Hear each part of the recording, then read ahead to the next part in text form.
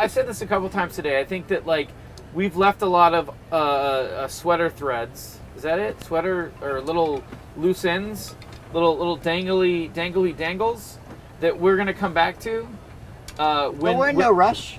Yeah, we're in no rush. Like, oh my God, they can go anywhere. They can do anything. There's an infinite amount of locations, characters, and stories to tell.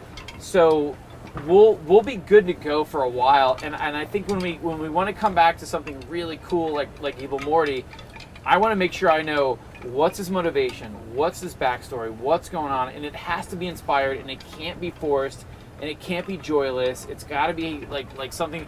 Either I come to the room and I go, okay, I got really high this weekend, like on crack and like heroin, and I had like 8 hookers. And like I came up with this amazing idea. Was my point? I had this amazing idea where I don't do any of that. Yeah, I mean, you want it to come from a place. You don't want it to circumscribe your narrative. You don't want to draw pen in the whole show with an Evil Morty narrative. You want if Evil Morty comes back, he should be more like Aberdolf Linkler. And it's like, oh, I remember him. I think we got disconnected. Morty!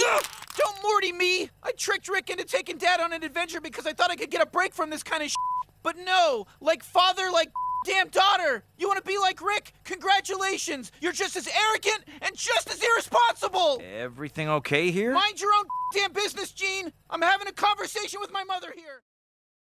Hey everybody, as requested, this is going to be a new Evil Morty video, and there's a new round of that merch giveaway. All you have to do to enter is be a subscriber, leave a comment on this video, and I'll announce a new winner at the end of this. But like they said during that interview, they always leave lots of sweater threads each season, so obviously that's something else to follow up on after season 3 is done. But more to their Evil Morty comments, everyone's been wondering where he is and whether or not we're actually seeing something like that happen over the course of season 3, the emergence of an Evil Morty.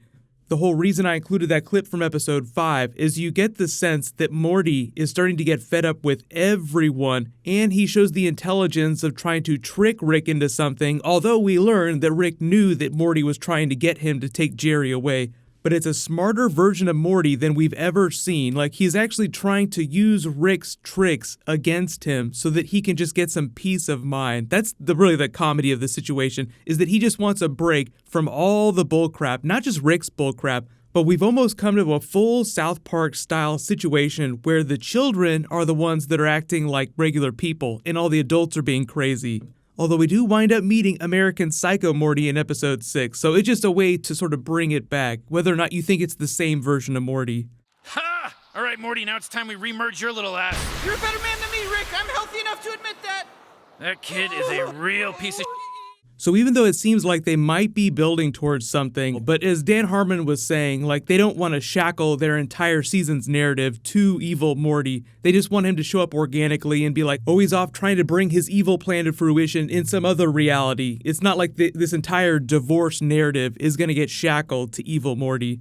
But a lot of people have now started to look at the title of the finale, the Rick Churian Morty date, and it just sort of reminded them of the Gravity Falls episode, the Stan Churian candidate, where one character is controlling another. It's a very Evil Morty type device, where they use the electronic tie to control Stan and make him do everything that they want him to do. So Manchurian Candidate is just the idea of somebody controlling someone else to do something rather sinister. But as the title implies, it sounds more like Rick brainwashing Morty. Is that sort of the narrative of Manchurian Candidate? It's sort of a sleeper agent that helps the other side in some sort of election or takeover campaign. So it doesn't necessarily mean that we won't see Evil Morty. It just sounds like when he does come back, it'll be a one-off episode, and it won't wind up being James Bond Blofeld reveal, I'm the architect of all your pain, Morty, where Evil Morty is somehow behind all the pain and suffering of all the characters, regardless of their narratives.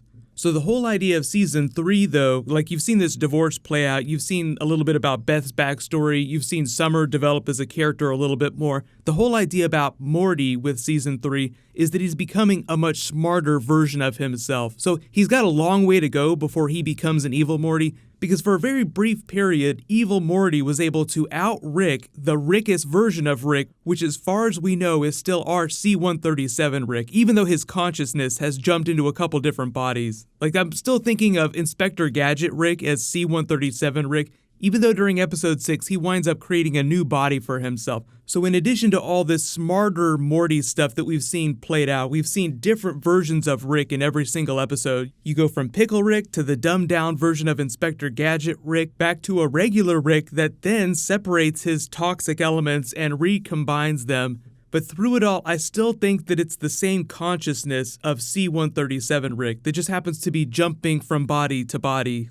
Episode 1 this season, where he jumps into the Gronflemite's mind, actually while leaving pieces of his consciousness behind in his old body, and then jumps back into his regular body, as well as the Tiny Rick episode, where he trashes Project Phoenix, is a good barometer for how he feels about his physical form. Like, it's all about his consciousness, his intelligence just transferring from one body to the other.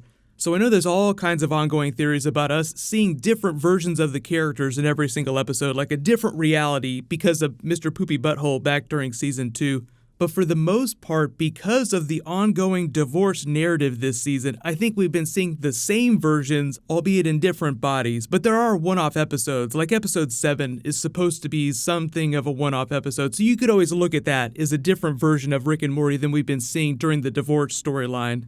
But just to bring it back around to Evil Morty, like what is he actually up to right now? Well, the last we saw is that he was actually really just trying to overthrow Rick. Like he saw Rick as this big universal constant that was never going to change. So because there's so many of them on the infinite curve, it's literally infinite, it's probably just taking him a while to work through all those different Ricks. And then you have our version of Rick, C-137, that blew up the Citadel of Ricks. So even though it seems like Rick might be an endangered species in the multiverse, that's not actually the case. I mean, infinite means infinite. So they could drag this on for another 97 years till they get that Szechuan sauce, which they actually did get in real life, which is pretty cool.